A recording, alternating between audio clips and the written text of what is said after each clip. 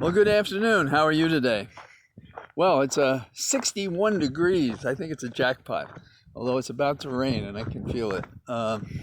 That's unfortunate, but there it is. But it's pretty pleasant to be out. Um, well, let's talk about the Supreme Court justice for a bit. I've said I personally favor the Judge Jackson, who's in the D.C. circuit, not only because that circuit's so prominent, but because she was approved by the Senate a year ago. And she has all the check marks for an outstanding litigator. And she has this interesting aspect that she was a public defender. I belong to a group called the National Association of Criminal Defense Lawyers. And our motto is we call ourselves Liberty's Last Champions. So that's kind of, that sort of rolls together with what kind of representation I would like to see among the Supreme Court nominees. But Clyburn has been pushing a friend of his, associate, and I don't mean to say that she isn't qualified, she's quite qualified. And I don't prefer or not prefer her. Any of the nominees that have been mentioned significantly would be great members of the court, I think. But Clyburn has actually campaigned for Michelle Childs, and I find that unseemly somehow. I don't know exactly why. I think it's the president's choice, and the feeling I have since Clyburn was so critical to Biden's success getting the nomination and winning the election. I have very fond feelings for him, and he's been a master on the Hill, and he and Joe Biden have known each other. I think Joe is 79 and he's 81. All of that said, I have a bad taste in my mouth about pushing a candidate that way by a senator, particularly when no less than some Republicans are supporting her, and they say things like, well, she didn't go to these prominent schools. Well, that should never be a demerit. It may not be necessary, but it's wrong to be telling the nation that better schools are, I don't know, to be shunned, to be considered a mark of elitism. We profess ourselves to be people who do outstanding things. We're the leaders of the world. And so I get very uncomfortable when people talk about these credentials. I mean, in my personal experience, it was my escape route from the South Bronx. That's the way I saw it. Nobody went past high school. And I couldn't know I'd go to Columbia or get a master's later on in life. And I do believe that those things helped me have a decent life, professionally and personally, and to make some difference that I might not have made with a different kind of education. And my parents didn't go past high school, but apparently their DNA did. So there's that about the Supreme Court. I'm encouraged, changing subjects a little bit, in the Arbery case, that the feds are prosecuting the same three people. And they have to prove that they intentionally discriminated in that case. They didn't have to do that in the state case. And I think that's significant because they are proving it. And they're proving it with text messages and emails and so forth, how they used the N-word, what they thought about blacks in general and specifically.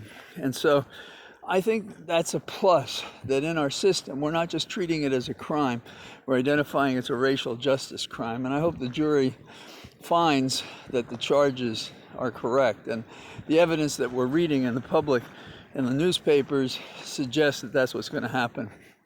As for the war in Ukraine, I don't know. The way I read the signs, it still seems inevitable. Everything that anybody indicates would indicate getting ready for a war they're doing, up to and including what they claim is planting the flag. Now, this is the thing about the chaos of war.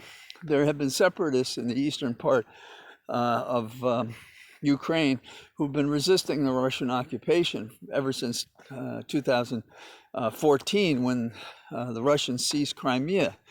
And so there was an incident in which some people in a school were affected, and there's dueling allegations whether it was the Russians or it was the separatists resisting the Russians.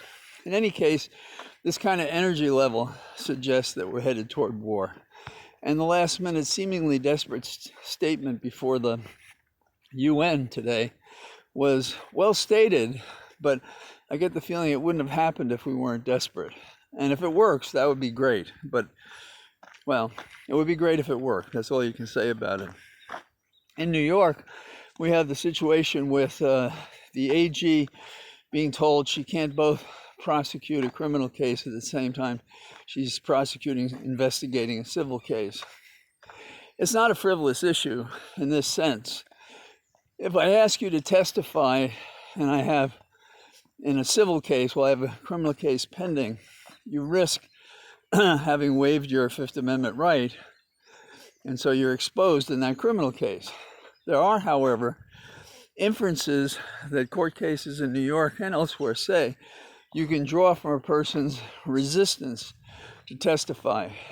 And the way this is usually dealt with is that they call them Chinese walls, so that one team doesn't know what another team is doing. That's got to be damn near impossible in the case of the Trumps. So it'll be interesting how they resolve those differences. What would I do? Well, I'd be hard put to be a judge in that case, because my bias, my personal bias would be to force them to testify. And if they took the fifth, fine. And I would argue that the detriment to the civil case and what inferences could be drawn are negligible in this context. And if they take the fifth, fine, it'd be respected. And if they don't, whatever adverse inferences can be drawn will be drawn. So have at it. You're adults, deal with it. Okay. Also, by the way, I don't know about you, but I asked for these free COVID tests, and I haven't needed them, and I haven't used anything at the home. And I'm still waiting. They're still not coming in my mailbox. I don't know about you. So I just point this out for another, well, I don't know what, situation normal AFU. So have a good day. Hope you get out in the 60s.